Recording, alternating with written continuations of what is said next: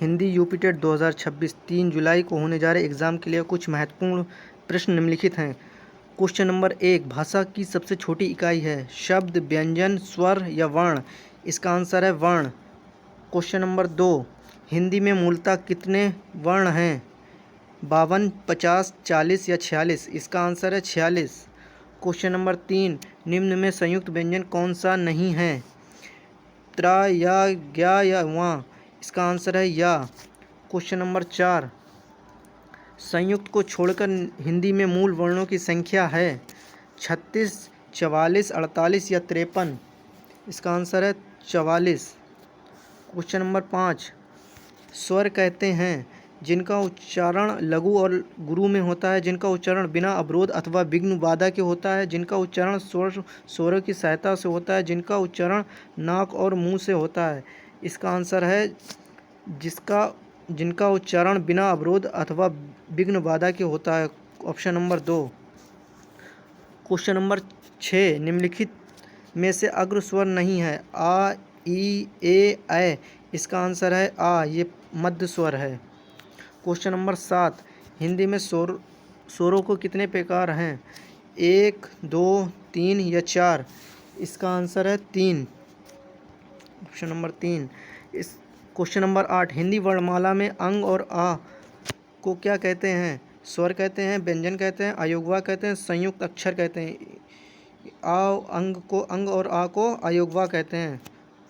Question number 9, जिनके उच्चारण में दीर्घ स्वर से भी अधिक समय लगता है वे क्या कहलाते हैं? मूल स्वर कहलाते हैं, प्लुत स्वर कहलाते हैं, संयुक्त स्वर कहलाते हैं, अयोगवा कहलाते हैं?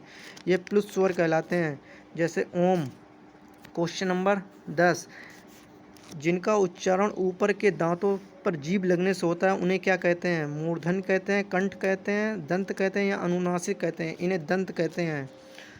क्वेश्चन नंबर 11, उच्चारण के समय जीभ की स्थिति के अनुसार स्वरों को कितने भेद किए गए हैं? 2, 3, 5 या 7?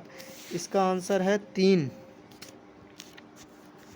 क्वेश्चन नंबर 12, वे ध्वनियाँ जो स्वरों की सहायता के बिना उच्चारित नहीं हो सकती वे क्या कहलाती हैं? स्वर, शब्द, व्यंजन या संयुक्त अक्षर?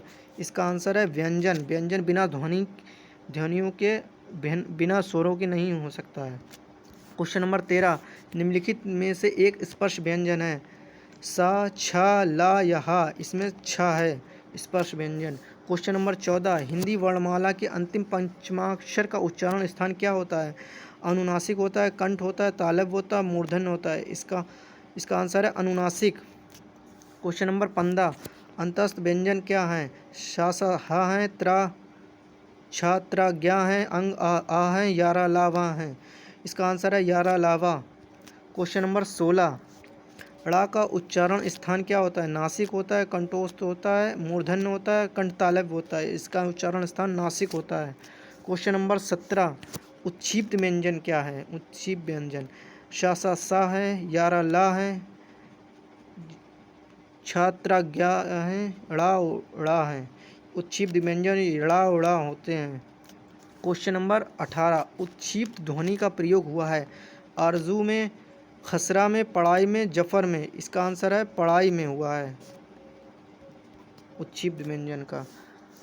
क्वेश्चन नंबर 19, छात्रा और ज्ञा की गणना स्वतंत्र वर्णों में नहीं होती क्योंकि ये संयुक्त व्यंजन हैं। इनका प्रयोग केवल तत्सम शब्दों में होता है। ये व्यंजन अर्धस्वर माने गए हैं। ये पूर्णतः स्वतंत्र व्यंजन है। इसका आंसर है ये इनका प्रयोग केवल तत्सम शब्दों नहीं, ये संयुक्त अक्षर हैं। इसका आंसर है ये संयुक्त अक्षर है छात्राज्ञा। क्वेश्चन नंबर 20, निम्नलिखित में से ऊष्म व्यंजन कौन से हैं? चा, छा, जा हैं, शा, सा हैं, आ, वा, सा हैं, वा, रा, ला हैं? ऊष्म व्यंजन सा, हा हैं। शा, सा और हा होते हैं ऊष्म व्यंजन। क्वेश्चन नंबर 21, अर्ध स्वर किसे कहते हैं? या, वा को कहते हैं, ई, ऊ को कहते हैं, री, ली को कहते हैं, री, वा को कहते हैं? इसका आंसर है या, वा को कहते हैं अर्ध स्वर। क्वेश्चन नंबर 22, स ध्वनि का उच्चारण स्थान होता है मूर्धन्य, तालव्य, दंत, ओष्ठ? इसका आंसर है तालव्य। क्वेश्चन नंबर 23, मूर्धन्य ध्वनियाँ कौन सी हैं? च छ ज झ ट ठ ड ढ त थ द ध प फ ब भ म। इसका आंसर है ट ठ ड ढ। ये मूर्धन ध्वनियाँ होती हैं। क्वेश्चन नंबर 24 त थ द ध स आदि का उच्चारण स्थान है तालब, दंत, मूर्धन या दंतोष्ठ। इसका आंसर है दंत। ता था दा धा ये दंत होते हैं व्यंजन। क्वेश्चन नंबर 25 जिन व्यंजनों के उच्चारण में दोनों ओष्ठों द्वारा श्वास का अवरोध होता है वे क्या कहलाते हैं? मूर्धन ध्वनियाँ, ओष्ठ व्यंजन, तालव्य व्यंजन या कंठ व्यंजन। ये कहलाते हैं ओष्ठ व्यंजन। क्वेश्चन नंबर 26 ख का उच्चारण स्थान कौन सा है? मूर्धा, कंठ, तालु या दंत। इसका आंसर है कंठ। का खा गा घा ये कंठ व्यंजन है। टा वर्ग में किस प्रकार के व्यंजन हैं? कंठ, तालव्य, मूर्धन या दंत। इसका आंसर है टा वर्ग में है मूर्धन ये कहलाते हैं।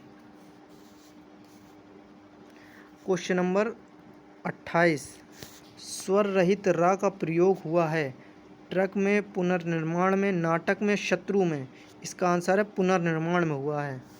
क्वेश्चन नंबर 29 निम्न में अल्प प्राण वर्ण कौन से हैं? आ हैं, का गा हैं, या धा हैं या फा भा हैं। अल्प प्राण का गा हैं।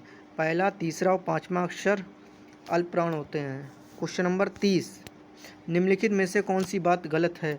घा सघोष महाप्राण स्पर्श है, वा सघोष ओष्ठ महाप्राण है, चा अघोष तालव्य अल्पप्राण है, या खा कंठ महाप्राण अघोष है। इसका आंसर है ऑप्शन नंबर 2 वा सघोष ओष्ठ महाप्राण है। क्वेश्चन नंबर 31 जिनका उच्चारण में स्वर तंत्रियों में कंपन ना हो वे क्या कहलाते हैं? घोष ध्वनियाँ कहलाते हैं, महाप्राण ध्वनियाँ कहलाते हैं, अघोष ध्वनियाँ कहलाते हैं या अल्पप्राण ध्वनियाँ कहलाते हैं। इसका आंसर है अघोष ध्वनियाँ कहलाते हैं। यहीं तक प्रश्न हमारे हो चुके हैं। अगर आपको वीडियो अच्छी लगी है तो लाइक और कमेंट करें और आप ये ज़रूर बताएं कि आप कौन से शहर से हैं। धन्यवाद।